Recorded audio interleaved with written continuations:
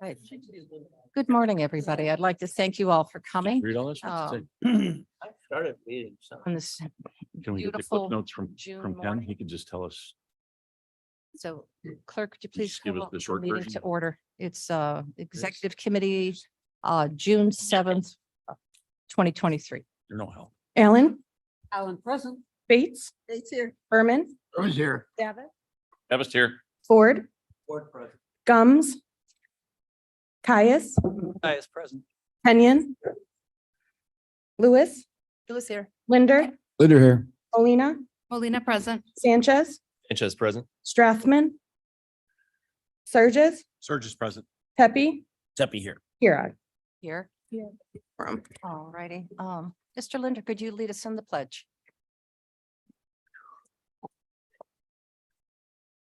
Pledge allegiance to the flag of the United States of America and to the republic for which it stands, one nation under God, indivisible, with liberty, and justice for all.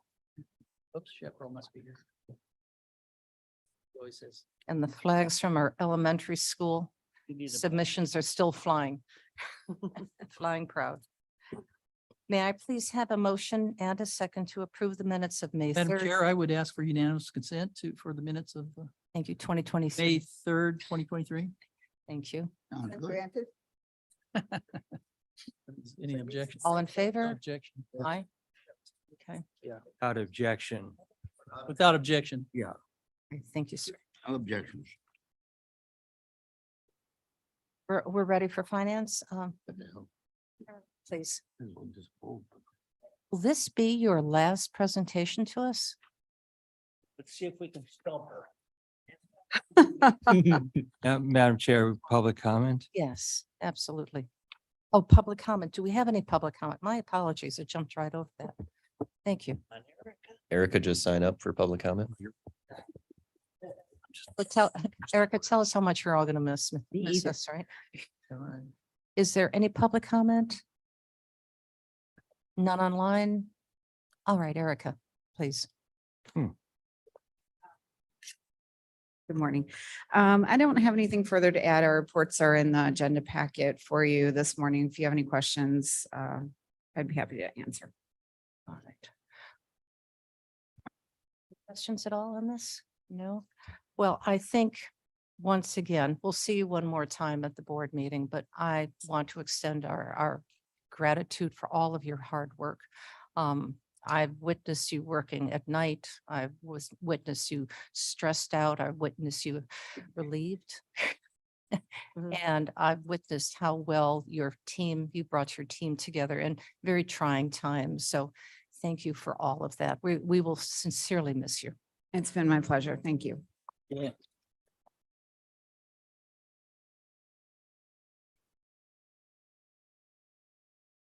Can't we refuse to let her leave?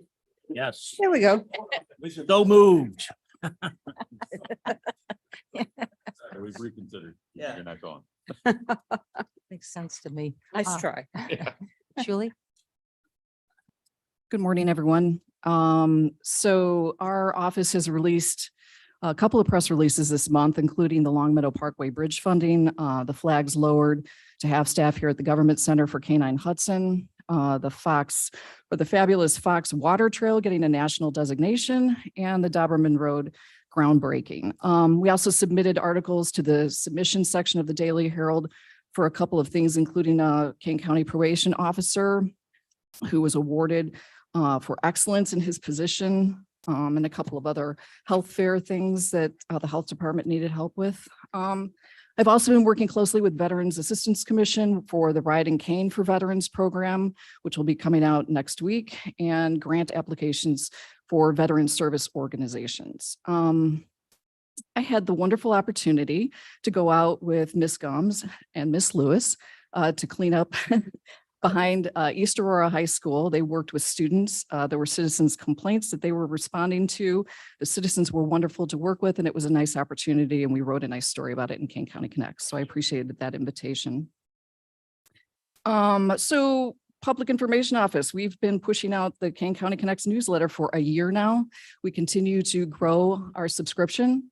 We are starting to really get some interaction from people too, people complimenting us, people asking questions, follow up on stories. So that's very encouraging to me. All right, so parades. We have some parades coming up. We created a banner that says Kane County. It's really beautiful with the help of Madam Chair. So our first parade is Swedish Days, and that's Sunday, June 25th at 1 o'clock. I really am going to try hard to recruit as many of you as possible to join us. That would be staff members and board members to walk with us. We also have one coming up in Sugar Grove on July 21st, but I will have more to say about that. We are having a public blood drive here at the county building on August 24th. We'll have more information about that. I'm also working with the Illinois Commerce Commission on producing a railway safety training event here at the county as well. That came out of the Doberman Road project. We talked with them and thought that would be a good idea. And we have a new addition to the Public Information Office in the County Board Office. This is Gabe. He is our new intern. He is from the University of Chicago, and I wanted him to say a few words. Hello, my name is Gabriel Kertes. I'm I guess now a third year undergraduate student at the University of Chicago. I'm originally from Birmingham, Alabama, although I spend most of my time up here now. And I look forward to working with you all. I look forward to getting to see the county government in action, and happy to be here. Good, welcome. He'll be attending the meeting, so you'll see a lot of him. Any questions? Yes. Well, on the Fabulous Fox national designation, I think that's one of the coolest things that we've ever done here in the county. So could you, I missed it. Could you tell me a little more about this national designation that happened? Okay, well, we, I guess the committee that was working on this under Karen Miller in the Development Department submitted an application to the National Park Service for a national designation of the Fabulous Fox Water Trail. That basically will now raise the profile of the trail. It's already been in Smithsonian Magazine. So more and more people are going to know about it. I think there's more funding opportunities to point to access points along the river, more signage, more amenities that we'll be able to push out. But it was, they announced it back on June 2nd, the Secretary of the Interior announced that, and it was really exciting. They've been really working hard on that, and now the Fox River has really been elevated to a national level, and the trail itself. So congratulations to all of them for their great hard work. And Yes. if I can add on to that, there were previously nationwide 8 of these rivers. This is number 9. Karen has toiled for years on Yes, I this know, and struggled to Yes. to get I our know. collective attention or anybody's attention. And it is one of the coolest things that we've ever been involved in. It's So fantastic. And it's- there will be access points developed, which will be accessible, truly accessible, no matter what accessibility needs you may have. There'll also be lockers available so that you can lock up your kayak and your paddles, so that you can park your canoe or your kayak, so you can go get some ice cream or do a little shopping, depending on where you are. If you want to go shopping, it's almost going to be like a commuter kayaking spots. It'll also just fishing as well. It'll also include opportunities for fishing. And as we know, as the river continues to become healthier, and eventually as the dams come down, which is going to take a long period of time, the fishing, recreational fishing will increase because the amount of fish who will be able to have free flow access will increase. And I'll leave that to the Forest Preserve people because they know a heck of a lot more about that than I do. But I believe what I've heard, that is indeed the case. So it'll be a wonderful opportunity for all of us. So I'm sorry, please. I just wanted to throw in as a bow to the people who have been working on environmental issues for so long, where we came from. The Fox, like many other waterways in the country, was used as a dumping ground. That was where you threw the stuff you didn't want anymore. And our own river, I think in our lifetimes, was a place where it wasn't safe to fish and it wasn't safe to swim. So we've come a long way at saying this is not a dumping ground. This is an asset. This is a resource. Not everyone's got it. A lot of us in this room do because we live so close. So it's a real leap forward, I think. And a way to say, thank you for clean air, thank you for clean water, thanks for an opportunity to enjoy this very valuable resource right here in our county. Perfect, absolutely. Madam Thank you. Chair, Yes, Ms. I'm Brooks. excited about this because as the river becomes more popular, hopefully we will be protecting it more, valuing it more as an asset. For a century, possibly, we turned our back on the river. And now we are turning towards the river. I'm a kayaker. I was out on the river on Sunday. It is gorgeous. So it is exciting, but let's make sure that as we're using the river, we're protecting it. Any other, is that it? Thank you, and welcome. Gabe, welcome. Would you please be nice to him if he comes knocking? Gabe, did you mean county in action or county in action? You might want to get used to that. It's more like county in action. It's like the value of a comma Yeah. or a hyphen. Make sure you get that comment there. Couple of months. All righty. Now, is there any old business? All righty. Is there any new business that needs to be addressed? Yes, did Mr. Lick? At some point in time, I'd like to have a discussion about the public comment parts of our meetings. We had a little bit of a free for all the other day, and we were letting people applaud and cheer and respond in ways that were not right. And we aren't following Robert's rules, and we aren't following the county code on public comment. Now, I understand the question and answer thing the other day was a bit challenging and different from what we do, but we need to calm down the yays and the boos and the clapping. It's just not appropriate. We normally at the beginning say we aren't going to allow that, but then we just let it go on. And at this point, we ended up with one person who was in the minority opinion, giving a little bit of a no comment to a speaker. Speaker turns around and threatens them, and we end up with we need to be at some point following a set of rules. And even if we change the rules, but we need to be following a set of rules so that when we go to enforce them, we're not enforcing them on one person or on one group of people, on people with one opinion. We need to be following a set of rules. And I don't know how we work on that, but we do.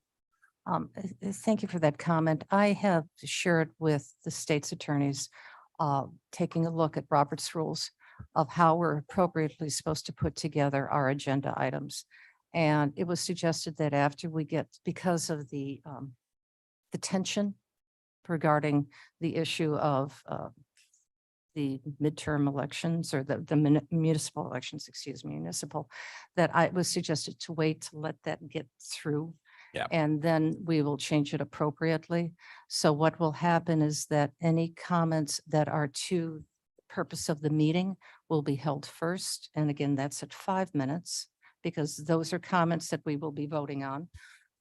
And then any new comments that have nothing to do with the agenda go towards the end, and all of those are 3 minutes. And that's what our current code says. Correct. Correct. Madam Chair, Yes. at some meetings such as the Aurora City Council, the public comments are limited to 30 minutes. Do we have a rule like that in our? I believe it's 20. Is that correct? I think there is some time frame, but that's at the discretion of the board. Yeah. So, yes.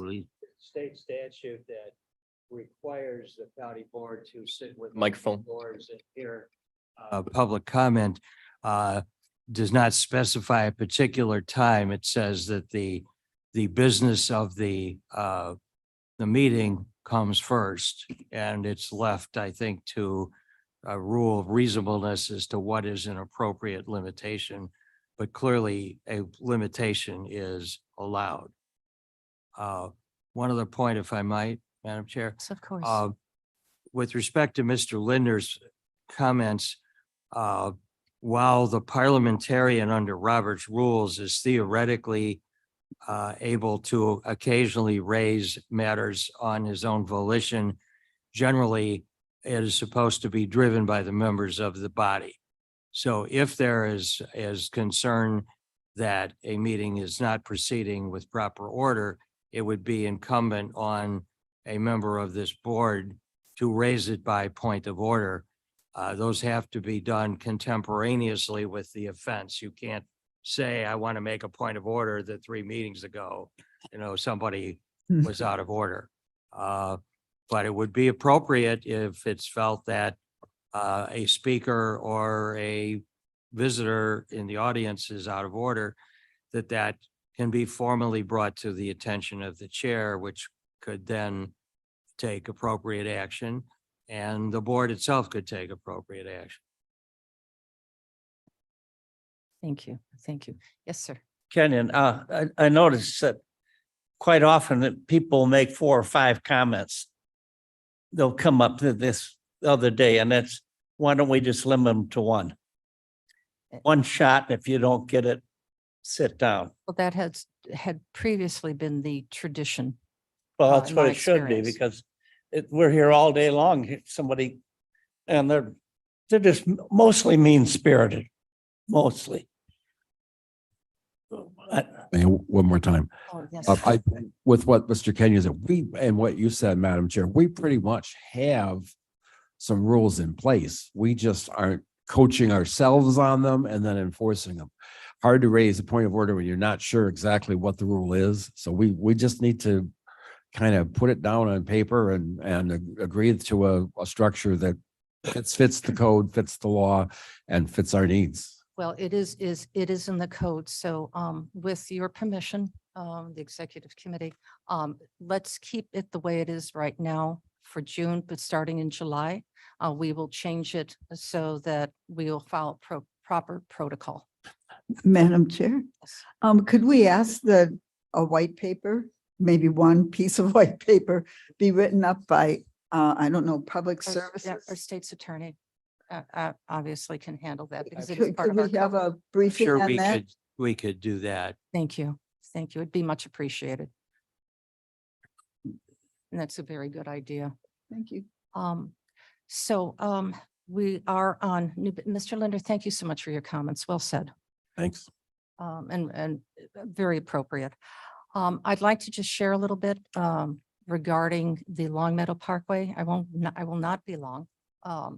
As you know, or you may have heard that the $12.5 million went through the budget.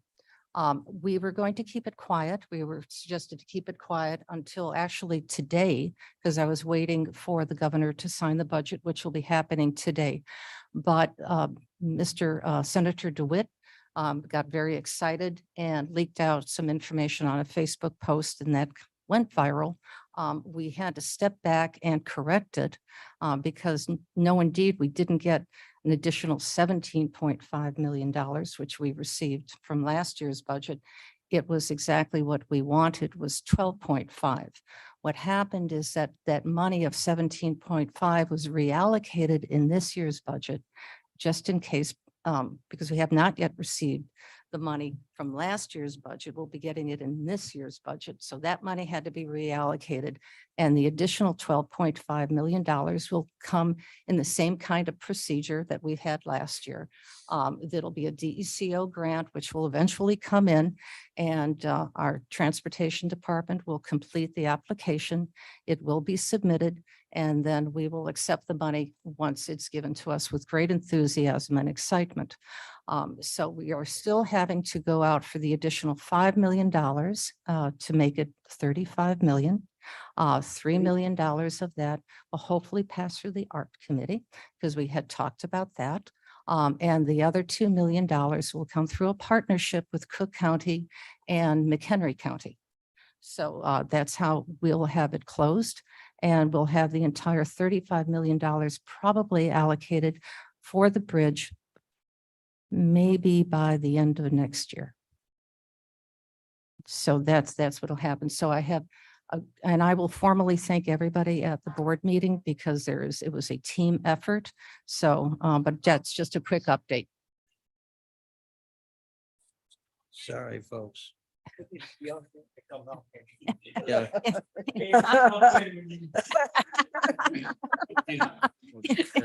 Is, is that the music to underscore all this good news? Yeah. Better not having the Caius. I turned it off. I Help. turned it out. They have it, the non-functional museum of what a toll booth looked like. There you go. So is there any other new business? None? Okay. very By the good. way, that was out of order. Let's go on to our next point. Bailiff? We have the matters at hand. Let's approve Quite the lack of next week's agenda. Mr. Sanchez. Thank you, Madam Chair. Unless there's any objection, I will move all three together and ask for a second. Thank you. The first one is our standard invoices for our consultant Ernst & Young. The second one is for a drainage cost share consultant and capital project coming out of our Environmental and Water Resources Department.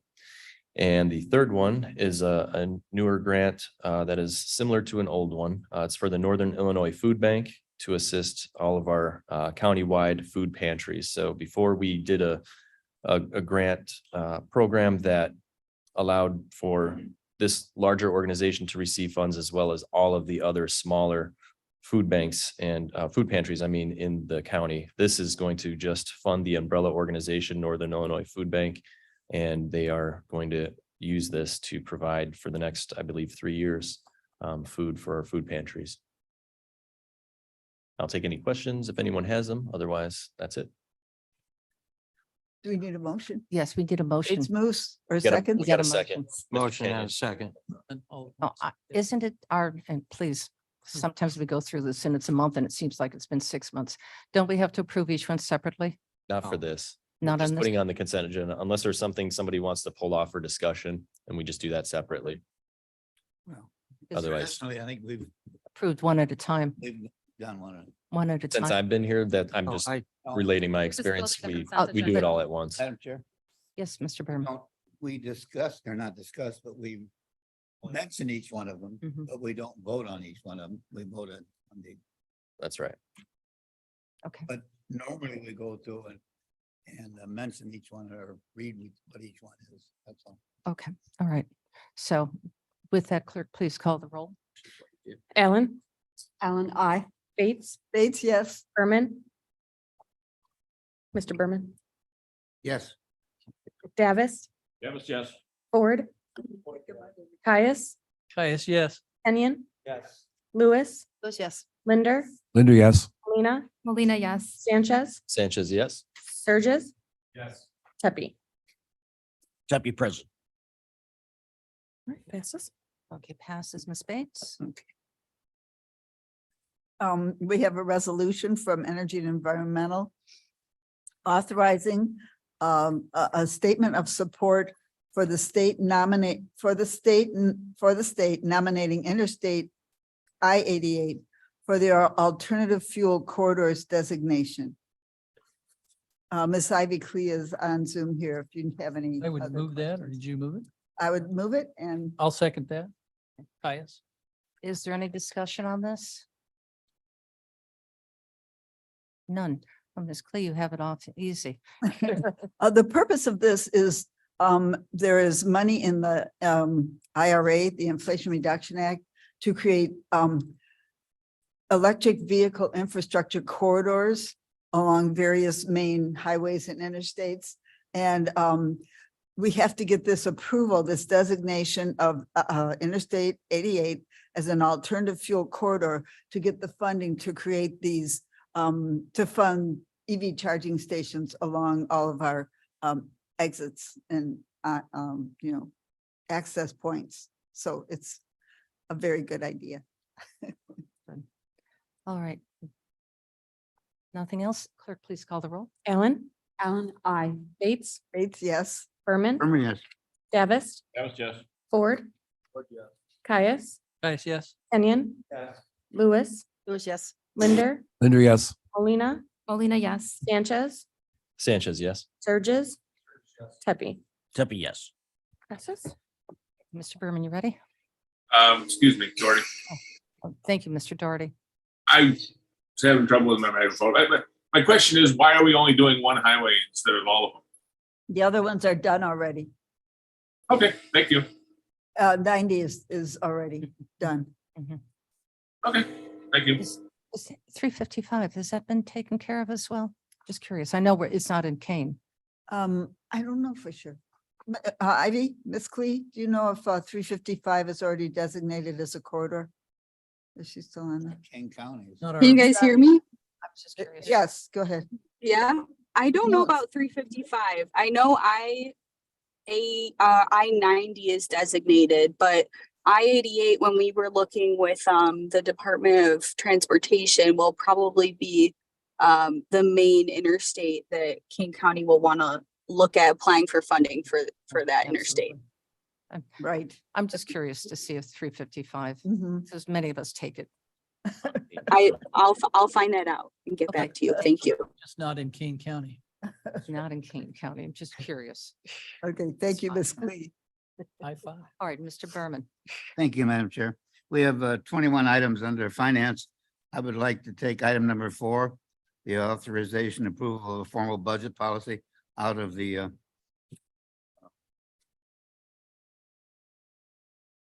consent agenda and discuss that later. Is there anything else that anyone would like to take out of the consent? And I move we approve the 1 through 24 excluding item 4. And I will go through and read each one. Item 1 is a resolution. Madam Chair, it's 1 through 21. That's what I said. Before. 24. Oh, I'm sorry. Oh, no. 21. Doesn't count if they're not in there. Item 1 is a resolution approving April 2023 claims paid. Item 2 is an ordinance providing the payment of toll bridge revenue bonds, sales tax supported Series 2018 of the County of Kane, Illinois, in advance of maturity and authorization and directing the execution of escrow agreement in connection therewith. Item 3 is a resolution authorizing budget amendment for the State of Illinois Department of Commerce and Economic Opportunity Grant and Long Meadow Toll Bond Defense. Item 5, authorization, a resolution authorizing release of general fund contingency budget for new positions. Item 6 is a resolution authorizing budget amendment for fiscal year 23 IDPH COVID-19 vaccination grant. Item 7 is a resolution fiscal year 2023 budget adjustment to roll over unspent portion of Health Department grant to the Kane County State's Attorney Office Collaborative Diversion Unit. Item 8 is the resolution authorizing opioid response community projects. Item 9 is a resolution authorizing hiring communicable disease surveillance coordinator, communicable disease supervisor, finance operations specialist, and facilities logistics assistant to replace the seasonal positions in the fiscal year 23 budget. Item 10 is a resolution authorizing salary increase pursuant to the equity project. Item 11 is a resolution approving the purchase of one replacement vehicle for the Kane County Sheriff's Office. And item 12 is a resolution authorizing agreement for the Workforce Innovation and Opportunity Act and Trade Adjustment Act programs for Department program year 2023. Item 13 is a resolution authorizing agreement with the Waste Management for refuse removal. Item 14 is a resolution authorizing renewal of data center collection lease and fees. Item 15 is an resolution authorizing contract extension for outdoor wireless installation services on our microwave network infrastructure. Item 16 is the resolution authorizing a contract for the Information Technology Department for uninterruptible power supply, UPS system replacements with installation. Item 17, a resolution authorizing the extension of the 2022-2023 Mill Creek SSA Parkway Tree and Stump Removal Services and additional funds for 2022. And item 18 is a resolution authorization of an agreement with the HOK for architecture and electrical engineering services for lighting at the Kane County Judicial Center. And item 19 is a resolution authorization of an agreement with the Kluber Incorporated Architectural Engineering Services for a fire protection system upgrade. And item 20 is a resolution authorizing a contract with RW Ventures LLC for consulting services to create a strategic economic development plan for Kane County. And item 21 is a resolution authorizing a contract with JEG 360 LLC for some consulting services as an economic advisor for Kane County. Well done. Are there any questions? There's some substantial material in this, a lot of hard work. It's represented in that report. Hearing no other comments, clerk, could you please call the roll? Allen. Allen. I. Bates. Bates, yes. Berman. Berman, yes. Davis. Davis, yes. Ford. Caius. Caius, yes. Kenyon. Lewis. Lewis, yes. Linder. Linda, I. Molina. Molina, yes. Sanchez. Sanchez, yes. Surges. Tepe. Tepe, yes. And I would like to move item number 4, a resolution authorizing the approval of a formal budget policy for fiscal year 2024. Mr. Linder, that was you? Linda, second, yes, I'm sorry. All right, any comments on this?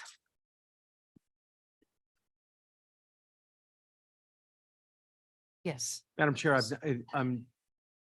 I was in meetings last night and again early this morning, but I see that there was a email from Ms. Mosser. Was that specific to item 4 here? Not seen an email is. this morning? It is. Okay, honestly, I've not read that yet. And I don't know the content as that is specific to item 4. Was that, and may I ask a question? Welcome, John.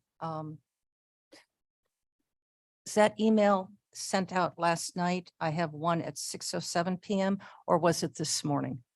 That is being referenced. The email that was sent out last night is directly responsive to number 4. So you saw it this morning? But I've not read it. I've just, Okay, okay.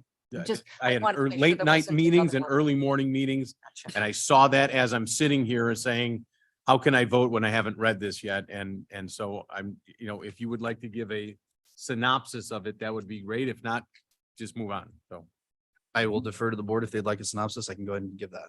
Yes, yes. Yes. That is the same letter that was passed out in paper this morning, right?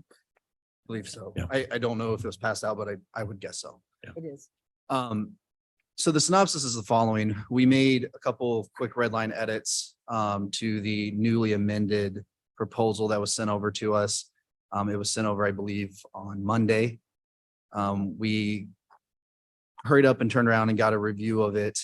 Essentially what we did was we added a definition of county board approved position. The reason we added that was the way the language was reading is it could have involved getting into questions of internal control.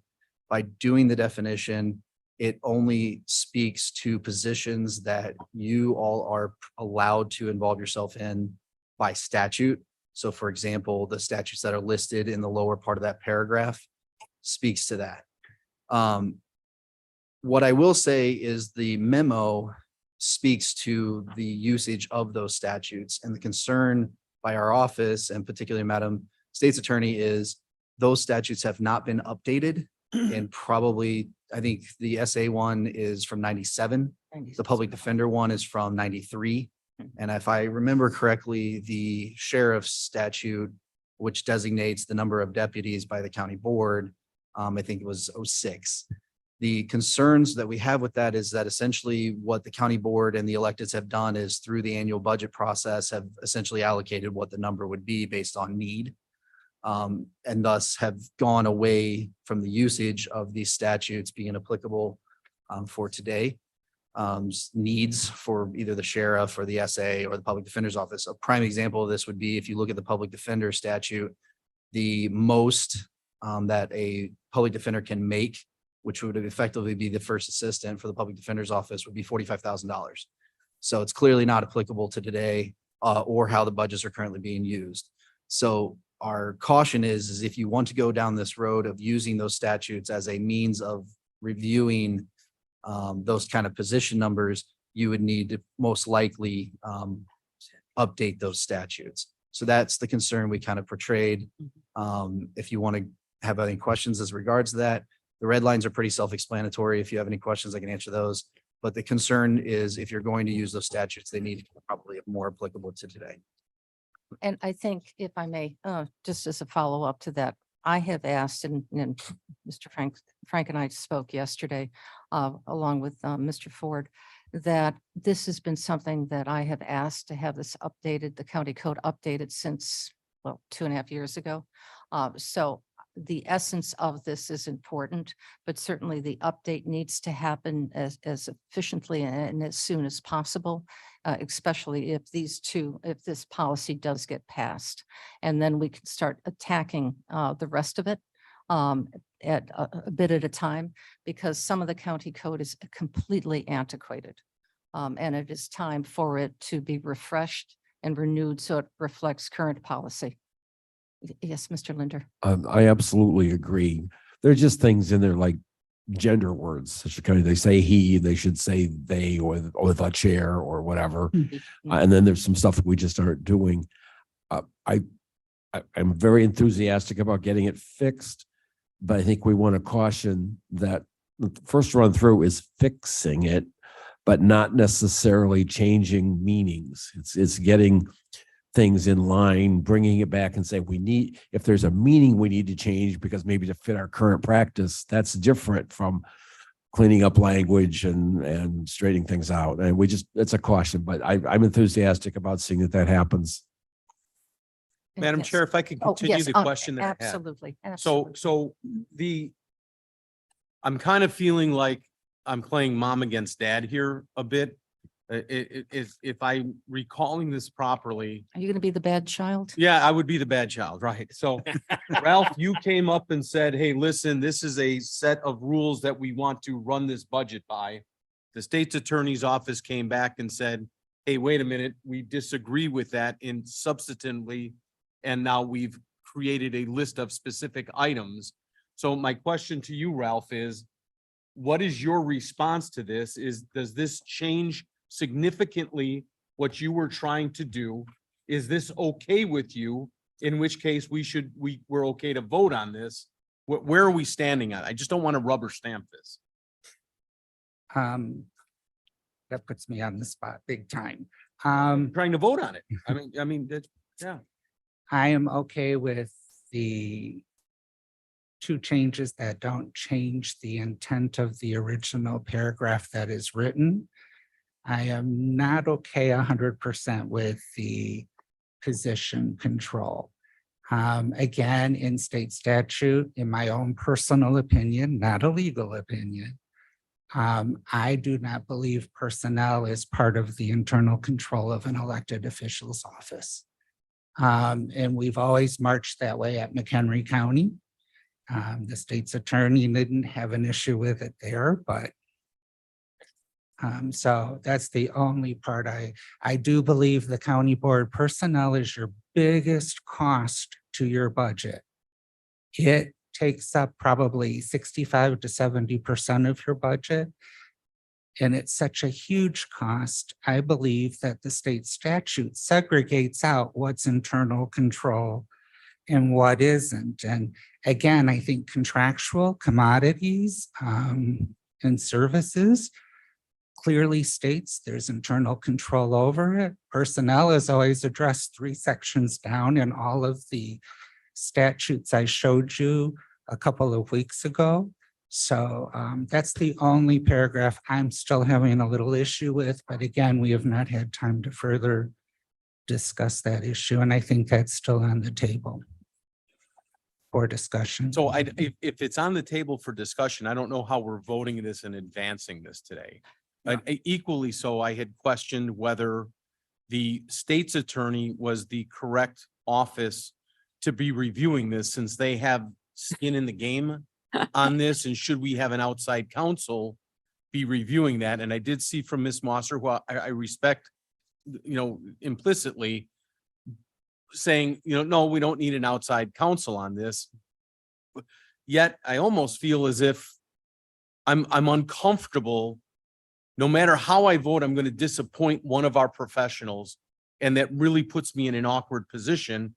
And I'm glad this is a board of 24, that we can all kind of chime in on this a bit. But I'm really kind of at a loss as to, you're going to come down and say Surgis, and I'm going to say, gosh, I don't know what I'm supposed to do here. Thank you, Ms. Bates. I had to look up the word mandibus in the dictionary last night, but I think it means getting out some muscle. And I don't know. I don't want to see us being sued by our own state's attorney, which is my absolutely not professional legal opinion of what mandibus means. I feel like we need more more negotiation on this before we're ready to close the loop. I think we need to table this. No, table means that it's gone away. No. Well- Postpone. Thing I'll say real briefly, if you don't mind. The concern I have is, so on a mandamus action, is I think what you're alluding to. Madam State's Attorney Mosser has not said that we intend to sue over this. No. The sheriff did. And I won't speak for the sheriff. Okay. As far as our office, we've made no opinion on how we feel about whether the language is approved or not approved. What we have provided you is simply the legal opinion on this matter. And with all due respect to my colleague, the concern I have is that while it may be his personal opinion that he's trying to advocate, the concern is when you take statutes and then convey your opinion of what those statutes are, you are in fact giving legal opinion. And that is reserved for attorneys because of the concern that if you have non-attorneys conveying to other people what the law means, it's ripe for, mistakes because the law is complicated. I'm not going to shy away from that. And there's a reason people go to law school for this. And what I'm telling you is our office has looked at this thoroughly, and this is an issue that has come up for 50 years. I mean, I think Madam Chair and I were talking about this, that there's stuff on this going back 100 years. My point to you is the case law on this is pretty well settled. And if you go down this road, and like I said, the language as we've drafted it puts you in compliance with the law. As long as you apply it in such a way that it's in cahoots with the language, there should not be any problems. The concern is if you use those statutes that are completely outdated to effectively control how much money you're giving to the electeds when you've previously for the last 20 years given them a set amount of money that's way above that. You've now ventured into getting into their internal control.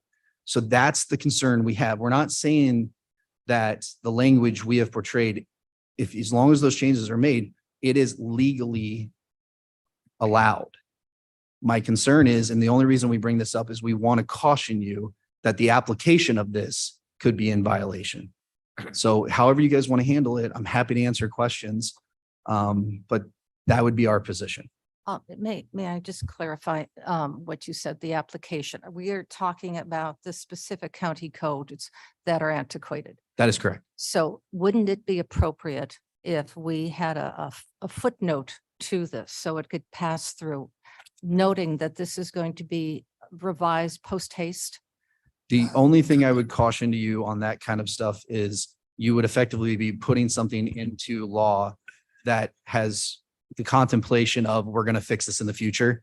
And the concern would be if you don't, it runs the risk of violating. But again, this is a policy. This is our policy. So I understand. it can be changed because it's policy. It's a working document. Hopefully it'll be an organic document that will continually to be updated as needs occur. So it's not fixed in stone forever and a day. Miss- Yes. Yes, ma'am. Madam Chair, thank you. I guess my biggest concern with this, as well as Mr. Sturgis, I agree with, is the intention of this policy isn't to micromanage any single department or any single elected official. But it seems that there seems to be some type of miscommunication with some of our elected officials that that's what we're meaning to do. In the past, we've passed policies on not allowing and undoing freezing any vacancies. That never happened. I mean, that never, none of the other state's attorneys ever had any problem with that. The personnel issue, I think, is a huge one. And this issue of having these elected officials and what they control and what we control, I think we need to have a real outside legal opinion on, because it keeps coming up in every single committee meeting. And it kind of is hanging over us as a, well, you can't tell us what to do. But in reality, our job is to be as transparent as possible to the people that we serve. And while I'm not telling you what you can and can't do, I want to make sure it's transparent. And the only way it's transparent is if you tell us what you're doing. And if you are hiding what you're doing, if you're creating fake vacancies, if you're hiring people that you're not telling us you're hiring, if you're providing raises to people and you're not telling us, this isn't transparent government. And that's my biggest issue with the way this has been presented, is that we don't have any say in what you do with your department, yet we're being held responsible for the money that we're giving you. So I would like a second opinion, basically, on what this, on that proposal. I'd like to know exactly what the county board has the power to do in state government and what we don't have the power to do. Because without that, we're in the gray here. We make something up and then we're told we're not allowed to do that. So if that doesn't come from the state's attorney, I'd like that to come from the attorney general. And I like guidance on how our county is able to do that. Mr. Berman? I think that, as we said, this is a working document. We need to move ahead with the procedure of doing our budget. And we cannot put this off another month. It has to be decided today. The motion was to approve it as presented in our motion today, rather than the this one that was presented by the state's attorney. So I think we need to move ahead and approve what we have in front of us.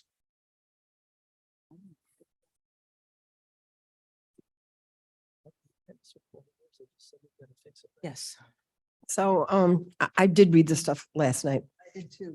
Good. Well, my eyes are red. I know, I was like, past my 9 o'clock bedtime, but I'm gonna do it. Anyway. I actually would like to pass this. I think we do need to pass it, but I'd like to pass it with the marked up version per the state's attorney's office. And I also hear Ms. Molina loud and clear that I'd like an independent, whether it be the attorney general, to give us some guidance in the future so that we do know. Because I hear exactly what she says. We always come down to this, who's really got what authority. And although I, trust Jamie Mosher and that whole group explicitly, sometimes it's nice to have an outside view, because this is all really important stuff. Yeah. So that's just my opinion. Yes, Mr. Linder. I somewhat agree. While I am not too sympathetic to the needs of the people who've been visiting our meeting recently, I'm sympathetic to the fact that this issue of internal control to the common man is counterintuitive. It does not make sense that the county board isn't in charge of everything of the county. That's what the law says. To what extent, we don't know. So I think after we dispense with this motion, we need to then take some formal action to move ahead to review this. If the state's attorney is 100% correct, I'm on board with that. If the state's attorney is 90% correct, I'm on board with that. But we need to know that we're doing what we need to do for our citizens. And the idea that 3/4 of our budget is run as elected officials direct without control of the county board makes it very difficult when a public member of the public comes in here and stands up and says, "Want you to do something about this." And we have to say, well, that really isn't something we can do. That makes it really difficult. It doesn't make sense to somebody who doesn't really understand it. We need to get that review. Ms. Bates. I would like to consider, I don't know if I have the power right this minute to do this, but I would like to amend the motion to use the blue, it's not red line, it's actually blue lined or turquoise line. So um, just version. apologies for that. When you save it to a PDF, it tends to go blue. But what you will notice is the substantive changes are those two main paragraphs in the middle. And then I think we made one technical change, which added the actual cites to the actual statute. You'll see it, I think, a paragraph or two above. So which two paragraphs are you speaking about?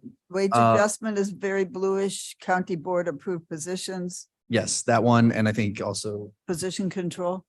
Now, which ones, I'm sorry, are we talking, do you have a copy of this document not, well, let me pull it up. Page number?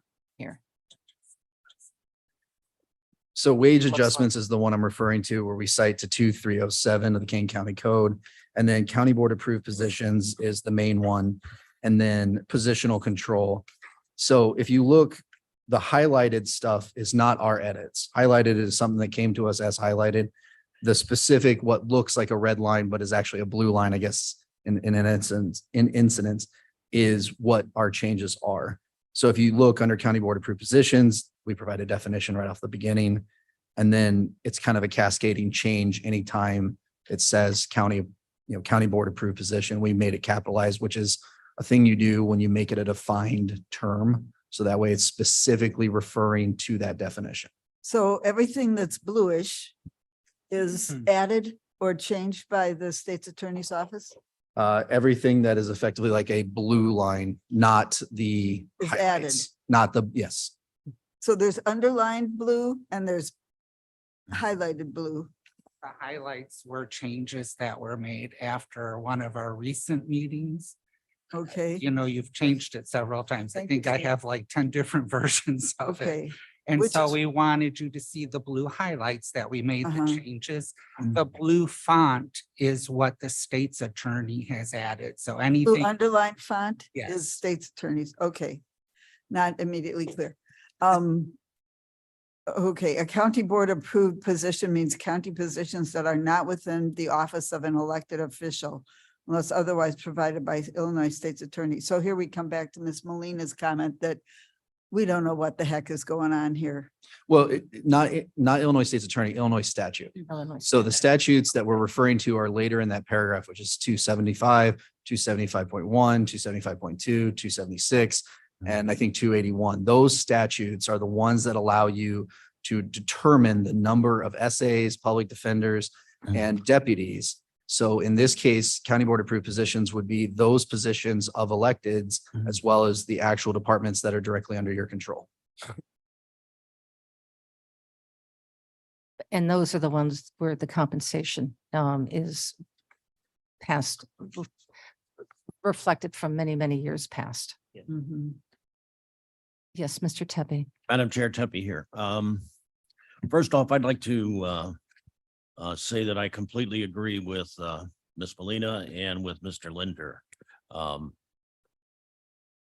I think the main issue is that when we allocate funds on a particular budget and then some department or division decides to reallocate unused funds to something else, that obfuscates our control that was initially given to it.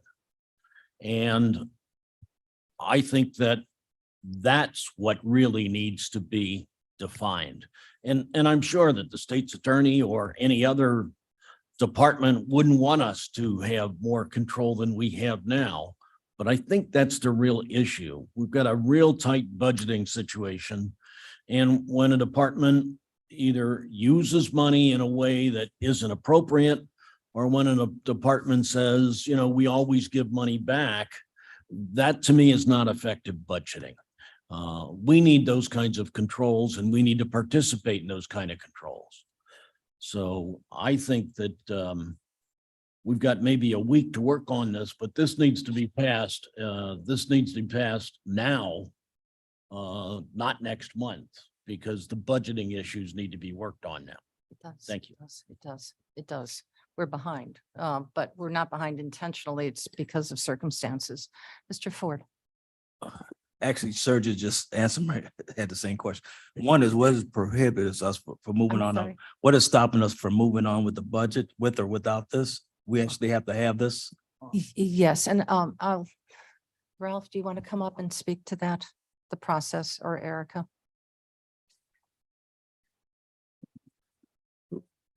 I'm not used to such a long speaker, a microphone.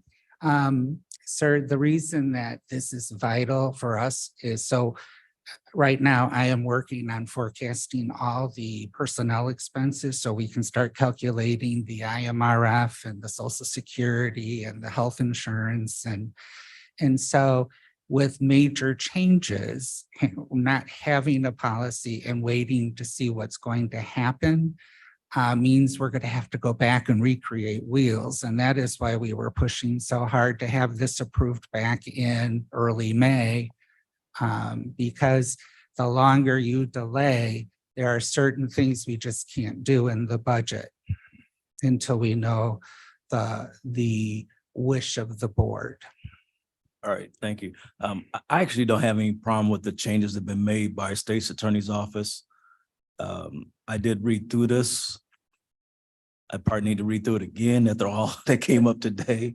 But it looks like we're not really voting on this as a solid document yet. We're just moving it forward till next week. That's correct. So if we can get this out of the way, move forward, get our budget started, and work on the details as see fit by whatever statements that have been made here today, we can move forward and get on with getting our budget done.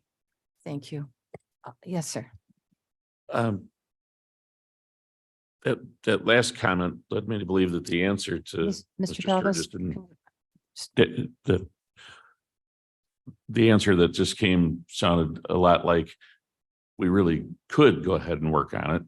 It would just be more efficient or easier for them to do their task if we would do this first. So I think the real answer was we could proceed. That being said, I think we have a version here that is the legal advice of our lawyer. Do it this way. It's a policy, as Madam Chair said. We can go back and change it, but if we take the advice of our lawyer, we'll have remained on a timely track and we'll have provided what they would like so that they can, do their forecasting and this will progress. I think we should then, as has been suggested, proceed with outside legal counsel to just test this opinion and maybe get some further answers. We've come close in the past. Ken was around for the Deb Seiler, case, but we never quite got all the way there. Maybe it is time. We have a lot of fresh faces here and a lot of the same questions that came up almost 20 years ago, and we never quite got all of the answers. So it's policy, it can be changed. We have a document in front of us that comes with the blessing of our counsel, and it lets us proceed on a timely basis like Dale would like to do. Let's do that. And then let's not just drop the ball. Let's go get the rest of the answers. Let's ask somebody, a higher authority, for some of the answers that we're still striving for. Mr. Shepro? Yeah, as Mr. Davis just alluded to, the process that's being talked about, it's not simply that the board decides it wants to go get a second opinion. When that happened, when there was a lawsuit filed in the Seiler case some years ago, it involved intervention by the courts to decide if it was even appropriate to appoint counsel. It's not a purely volitional action, and as Mr. Frank alluded to, this is to I think me as an attorney, and I believe the office, this is not an open question. I mean, you might take issue with the structure of county government as it was enacted in the 1850s, but that is an argument to be addressed to the legislature, not to the courts. Just one observation on the legal issue. the very fact that the legislature says that the county board may set the number of state's attorneys, for example, or deputy sheriffs, the familiar rules of statutory construction say that if that is specifically called out, that you can do it in that instance, that means you can't do it in any other instance.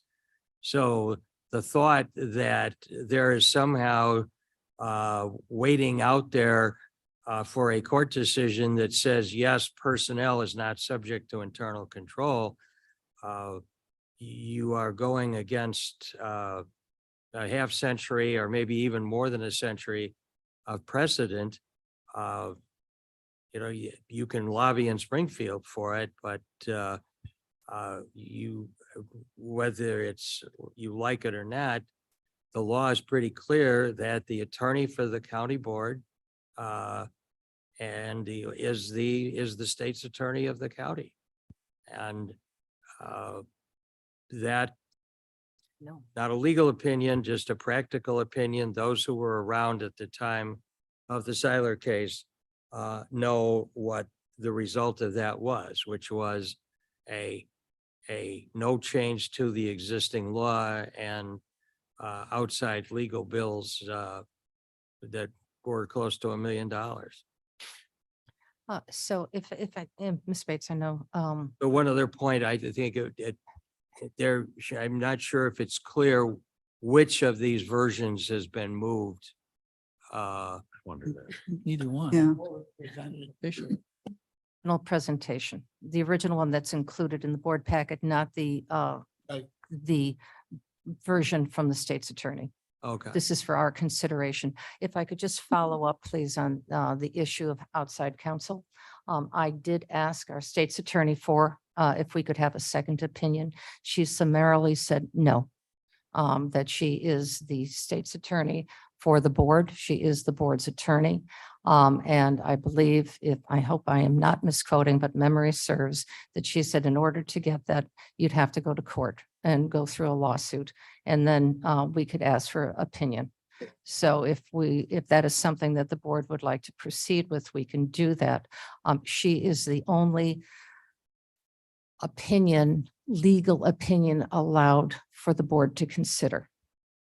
And Madam Chair, you are correctly stating our office's position. There is an avenue for the county board, but it's to go through the courts. And the question is whether or not there's a conflict. It is not a conflict to simply have a difference of opinion. It's an actual conflict, which is a term that attorneys use for conflicts of interest, stuff like that. Our position on this is there is no current conflict. You may disagree with our opinion, it does not create a conflict. And if one step further, this is an opinion. We are determined to approve a policy. So it is the board's decision that you can support the opinion of the state's attorney or choose not to. And I believe that is absolutely correct, because that's what I've been hearing from many of the state's attorneys, that this is our opinion, board sets policy. Yes, and we are simply advising you in our capacity right now as your counsel. If you choose not to, that's the reason we warn you as to risks. We're not saying that we will do this or anything like that. We're just warning you as to risk if you don't go with our legal opinion. Ms. Bates and then Mr. Caius. I defer to Mr. Caius because he really wants to Yeah, say I think- something first. I think before you He move, knows what I want to say. well, you said thought you were gonna do the, Let me go first. well, no, Okay.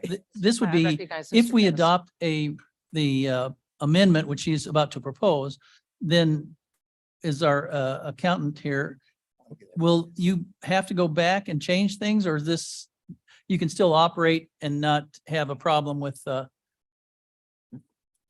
saying you had to go back if we don't change it? No. I haven't done the state's attorney's office yet, and I haven't done departments with unions yet because I have to calculate all the step movements. I'm doing right now all the non-union departments first, but no, I can go ahead and project the budget based on the available positions current today. that are in their We adopt employer the register. amendment that she's proposing. Okay. I would have to simplify it down a little bit for me here, so. That's okay. Thank you, Mr. Kais. Madam Chair. Yes. Ms. I would like to propose an amendment to the motion that is on the floor that we accept the state's attorney's version of the policy and vote on that. And Caius would second that, I believe. Okay. All right, we have a amendment to the motion. Clerk, please call the roll.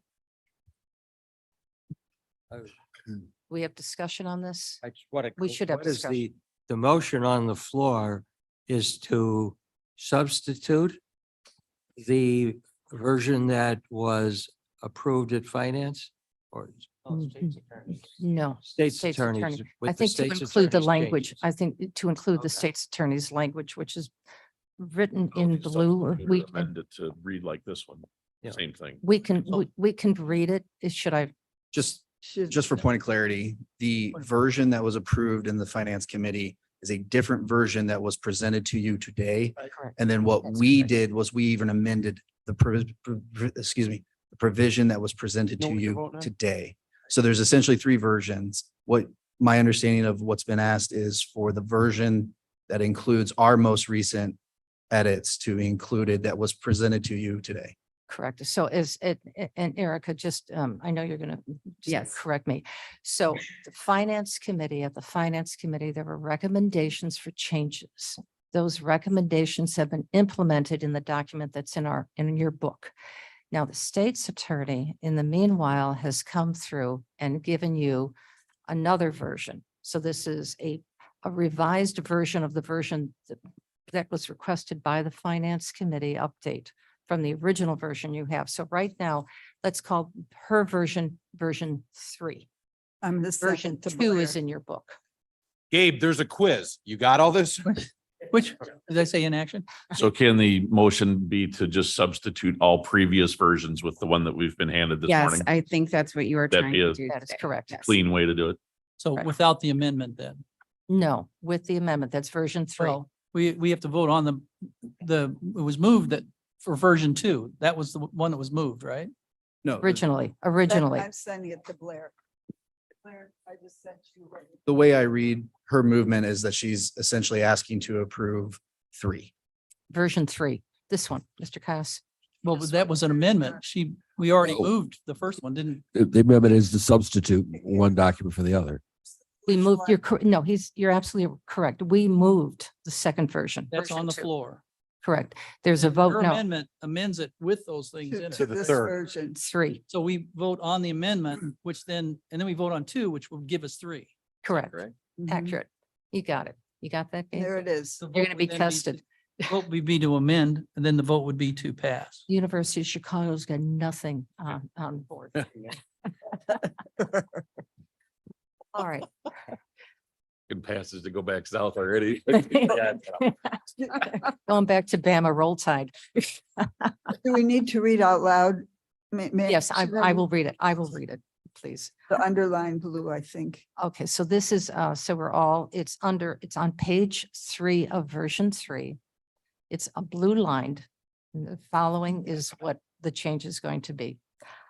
A county board approved position means county positions that are not within the office of an elected official unless otherwise provided by Illinois statute. All is original. Now, back to blue line. Request for new is original. County board approved positions have been changed. Request has been deleted. For the upcoming fiscal year must be submitted at the time of the budget development. No new, and this is blue lined again, county board approved positions. That is what the amendment is. Yes, Mr. Did I get that correct? Thanks, Madam Chair. Stephen Ford from the State's Attorney's Office. I think it's good you read out the language, but I would defer to Mr. Shepro, but I would think that the amendment should be more general to adopt the version as the attachment. The reason why I say that is because the version that the Finance Committee approved of and passed along did not incorporate the highlights Correct. that the Finance Department has provided. That's So correct. this committee, and that was the version that was posted in the executive committee agenda packet. So for purposes of OMA compliance, what is in front of this committee is the exact version that was approved by the finance committee. After that happened, then the finance department provided the amended language in the highlight. So technically, in order to ensure that what is passed to the county board is fully accurate and they voted on all the changes, I think the cleanest way is to simply adopt the version, make a motion to substitute that attachment or whatever this is to the resolution. Yes, 3. By just reading the underlying language, technically, we're missing out on incorporating finances department's highlighted blue text, and that needs to be incorporated, if that makes sense. Yep, Well, I got Erica. Yeah. Listen to him. Yeah. yep, it makes sense. At this point, it's an OMA issue, right? You know, we posted, one version was posted. That was what was passed by finance. In the meantime, the finance department provided their additions. Those need to be incorporated. So simply just reading out the blue highlighted parts misses out on the On the rest of highlighted it. changes. I apologize for Oh, thank you for the clarity. all of that. So I would defer to Mr. Shepherd for the exact wording, but essentially what just needs to happen is this version needs to be substituted. So we get everything. So we have to have Ms. Bates and amend her. Do I have to amend my Her- amendment? What he said. Then we have to just withdraw it. Robert's rules, what he said. Withdraw Identify. the Oh, amendment, withdraw. thank you. I would amend my Hold on, amendment. please, everybody. Hold on a second. Yes. An Mr. Berman, attachment. please. This is your. You have words to say? Do you have any comment to make at this point? Well, I think what's being said is true, that what we're looking at and presented today is not what we move forward. So we do need to make an amendment to what was moved forward based on the finance department. Now, if we want to change that, then it's an amendment to an amendment, I guess. In the nice thing is the version that State's Attorney Mosser provided to the executive committee that has the finance department's Yes. edits, and then our edits to those edits are the blue underline language. So by that version 3 incorporating that, you are getting our review of the finance department's edits. So you're catching everything. So our motion should really say that if we're interested in this, is substituting the state's attorney's recommendation. Version what was- 3. what Version was, 3. That's what I meant to say in the first place. If I didn't say it, I would like Right. appreciate Go, the man. clarification. All right, so could you please, and with Mr. Shepherd's assistance, please, could you, so we have the proper language included, could you please amend your amendment? I would amend my amendment to say we would use as our budget, our formal budget policy, the attachment as sent by the state's attorney's office, And 3. version 3. Version 3. Okay. As long as everybody is sufficiently cognizant of what they're voting on, that would be an acceptable amendment. I Mr. would also change my my second to that. Okay. Whatever What she voted said. for them. What she said. Version 3. Falls in line. Okay. Are you? Got everything? It's recorded. Okay. Good luck. Oh, yeah, that's a great. All right, now we have, is there any further discussion on this? Madam Chair. Yes. Oh, I'm sorry. Yes. May I just ask where I can find the document that is on the screen? Was that an email? Yes. Is that one of these? Also, Yeah. Email from Jamie Mosser We can't read it, yesterday right? at 6 p.m. Okay, so, okay, It'll be in your- and this will be, and this is online This somewhere, is- I can find it. It's in your email Yes. from yesterday. Not, we will, we will be sending that out to the entire board so that everyone can take a look at it in time for next week, right? That's easy enough, once this gets passed through. Turn around Let me 3 know. times. All right, I see no other questions, comments. Clerk, please call. the I roll. will Oh, have one. One.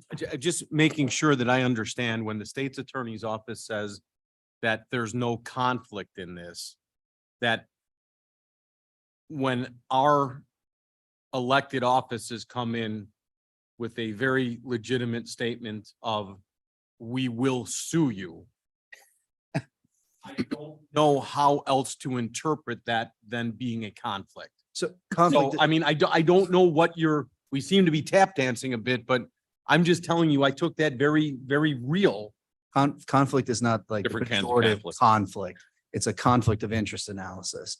So an elected may have a, different opinion than what the county board does, but that does not create a conflict for the attorney of the board in their opinion. So we're talking about two different things. So in this regard, you all are accepting the changes that we made. What we're telling you is as, effectively amended, we don't see any violation of law. What we cautioned was make sure you apply it correctly and you fix these other statutes, because otherwise you will run into violations. That opinion is the opinion of our office. Where we get into conflict is if you don't like that opinion, that does not create a conflict of interest for our office. And if you want to challenge that, you can go to the courts. And what you would effectively have to do is show to the court that there is a conflict of interest. So conflict and conflict of interest are very different things. Thank you. Well, and thank you for that question. And I think just as a whole, conversation and communication and collaboration is key to good governance. Threatening and pounding of podiums is probably not the best approach. But use a shoe if you're gonna do it. I still have a point of order. I'm still confused by who made the original motion? Do you have those notes? So me changing my amendment doesn't change the original motion, which was for the original. Correct. one.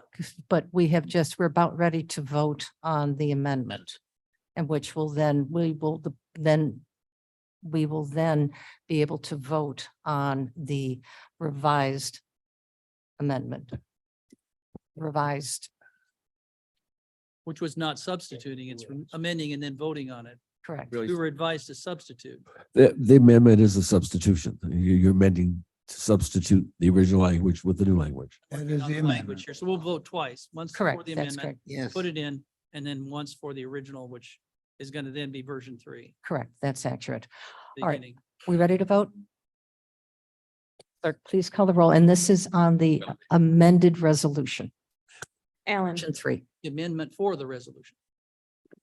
The amendment is to accept version 3. Point of order, if there's a motion and then an amendment, you vote on the amendment and then you vote, Mr. Shepro?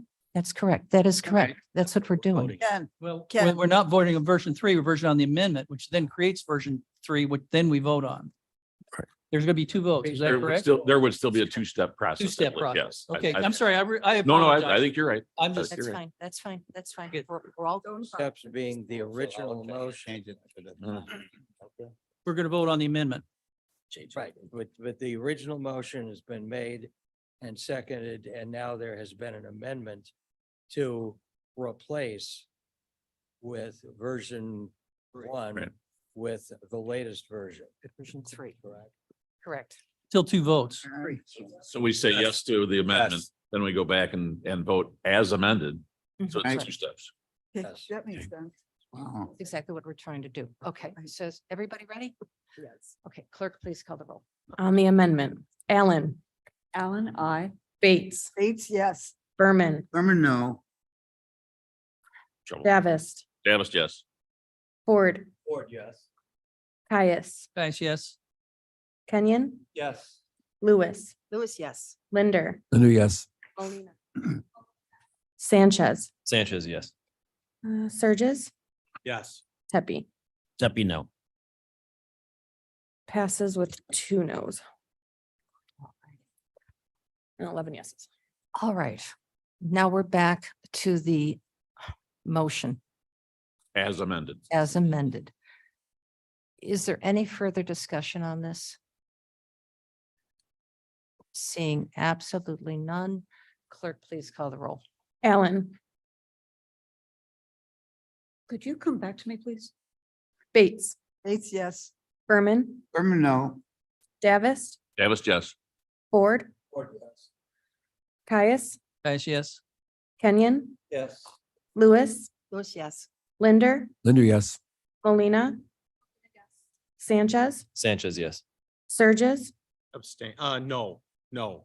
All right, Tepe. Except, no.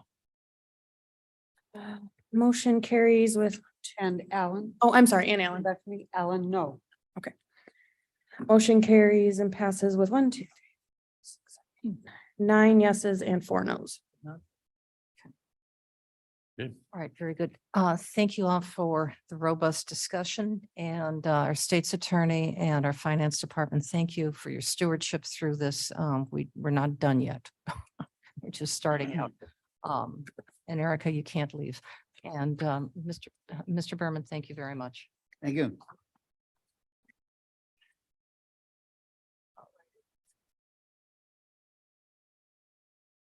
Mr. Surges.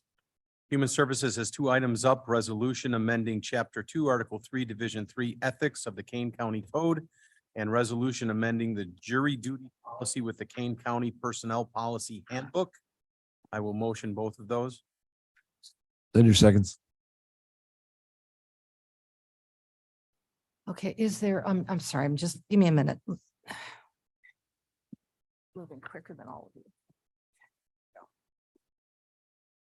Thank you. Are there any comments on this? Questions, Mr. Tepe? No, I was just tempted to bring it up just to Tempted to throw this. get Mr. Mr. Come Surges. riled All right, Good self. Identified him as the bad child, Burn. Don't mess with him. further. You are the no other comments except Mr. Surges is a bad child. That's Please what I call the hear. roll. Alan, I.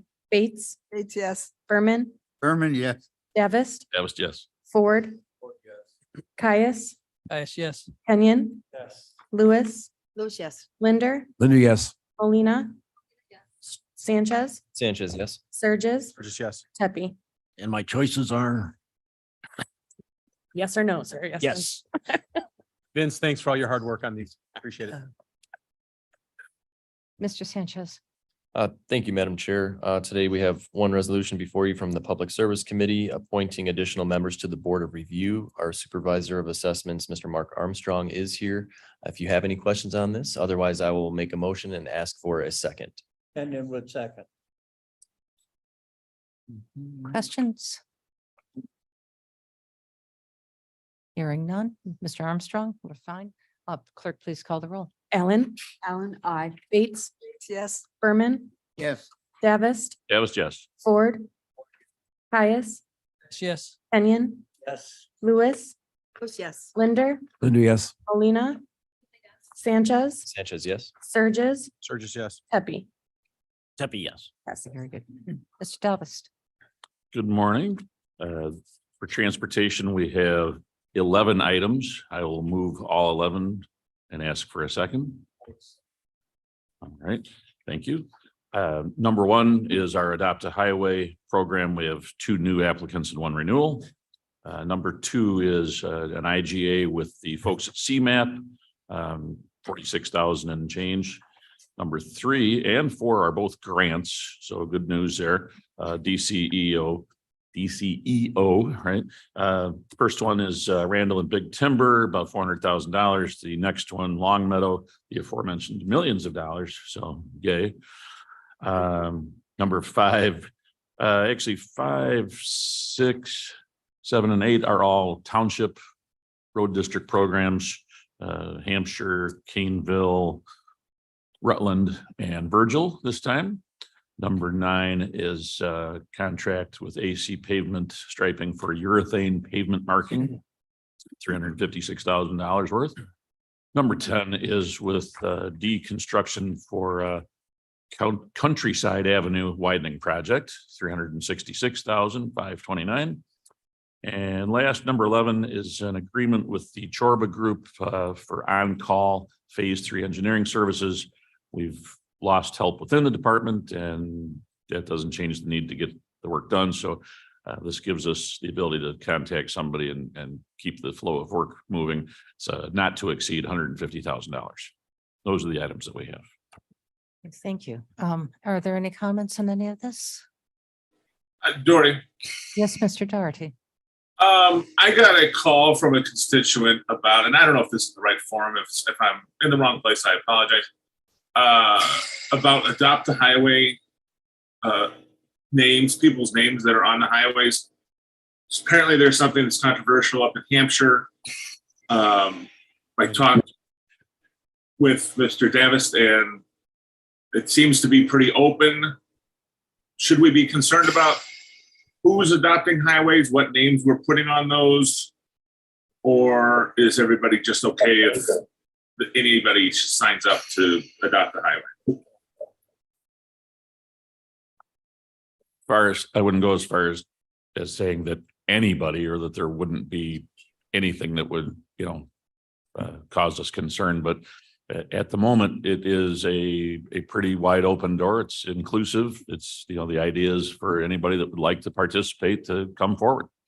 And I think the one in question came up because it identified a political party, and that is not excluded from the current program. They are volunteers. So, Right, but as we discussed, it's so open that it could be something that we all are, EMBLA sponsoring the highway. So I'm just, should we be concerned? Should we narrow the restriction or not? I don't think that this is the position, the place to have that discussion.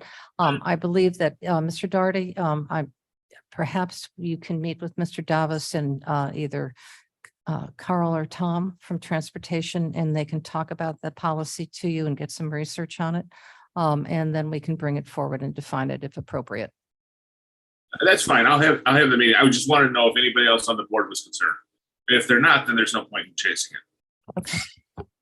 I'd be happy to meet with you and we can talk about it. I understand the concern. I believe it hasn't come up so far, but that doesn't mean that we shouldn't be prepared for, for an occurrence that would raise eyebrows. So give me a call. We'll get together with Tom and Carl and we can venture into if there's action to be taken or not. Okay, thank you. Thank you. If there's nothing else, clerk, please call the roll. Allen, Alan, I. Bates, Bates, yes. Berman, Yes. Davis, Davis, yes. Ford, Caius, Yes. Kenyon, Yes. Lewis, Those yes. Linder, Yes. Olina, Sanchez, Sanchez, yes. Surges, Surges, yes. Tepe. Yes. Yes. All right, thank you. That is the end of the consent agenda. I do not believe that there's any need for executive session. Are there any committee reports? Madam Chair, Surges for Human Services. Jamie, if you could join us on this. We do have the health insurance discussions going on. Again, this is a $18 million expenditure for us. This year, we are looking, I think we have it narrowed down between Blue Cross Blue Shield and United Healthcare. We do have a deadline of July if we want this implemented and moving into open enrollment. And with that, Jamie, if you could just give us what you will be looking for at committee as well as from the board, if you could just give us a quick update on that. Certainly. This will be on the agenda for Human Services next week. Just a recap of where we are. Health insurance costs have been rising. As a cost control measure, Human Services has asked us to go through and quote out various options to help address costs. We did that through our broker Assured Partners, and we looked at a number of other health insurance carriers. United Healthcare offered a proposal that was several $1 million less than our current proposal. We are self-insured, which means we pay claims. So what we're looking at when we compare those is the estimated claims as well as the guarantee that the insurance company gives us as to our maximum out of pocket. So when we look at the maximum out of pocket between the companies, we're looking at a couple $1 million savings in just the first year. if we were to switch to United Healthcare. The biggest caveat to switching carriers is the potential for disruption to our employees in terms of available providers. The plans would be structured to cover the same procedures. They have the same deductibles and copays. So all of those factors would be identical. The major difference would be the potential change in groups. So what we plan to do at this coming Human Services Committee next week is to have our broker come along, and they are doing a disruption analysis to take a closer look at the potential disruption. We have only done it from a high level so far, and it kind of met our threshold from the high level look, such as all of the hospitals in Kane County are still covered and things like that. However, we will be taking a closer look at the disruption to our individual employees by looking at the groups currently enrolled and should those groups still be included in the new plan. So we do have to have a decision so that we are able to make the necessary changes for open enrollment. When we look at rates, if we were to stick with Blue Cross Blue Shield, we would have an increase in rates to our employees as well as our county. If we were to switch to United Healthcare, we would experience a small decrease in overall cost, which would result in rates being kept flat this year. So there would be no change in rates. So if anyone has any questions for me now, I'd be happy to answer, or you Everyone can. is invited, and Human Services meets the day after the board meeting. But this may require a special meeting or two, as it always does with the insurance, because the price locks are not infinite. They are finite, and we have to move expeditiously, but I think we are teed up to make a decision after this disruption, or bring it to you for a decision after the disruption analysis. And anybody that would like to Zoom in, participate, we'll have donuts and coffee, and you're all welcome. you will? Especially. Especially on Zoom. Having personally sat in that spot, Cliff, and been through this procedure myself, our obligation to check, make sure that, the pencil is sharp and that we're getting the best deal. But I am relieved to hear the discussion about the disruption analysis, which is a nice way of talking about how to make 1,300 people really anxious or angry, which is by telling them that you won't be able to see the same doctor. So as we go through this, there is a real value to that. You don't want somebody having to switch pediatricians, for example. It matters. This is important. It's a big dollar item, but it's people's lives. So there's more than just how much we're saving. That's why we're bringing up today. So. And it did take extra meetings years ago when I did it. So Thank you, Mark. Appreciate it. It's a big deal. This is a big deal. Thank you. Yes. I have some news from the Energy and Environmental Committee. On Thursday, June 15th at 11 a.m. in the auditorium, we'll be having our first climate action team meeting, which will be helping to move forward on the climate action implementation plan. And we've got over 50 people who have signed up to join this committee. So yay. What, can you give us the date again, please? June 15th, 11 a.m. in the auditorium. You are all invited. Donuts? Thank you. Thank you for that update. Yes. So on behalf of the Jobs Committee, you're all invited to the 10 o'clock meeting next Friday, which will start promptly at 10 o'clock. Followed by our first economic roundtable this year. And we've already got 30 participants signed up, and there will be more coming. And it's going to actually go longer. It's going to go till 2 o'clock. You will get lunch.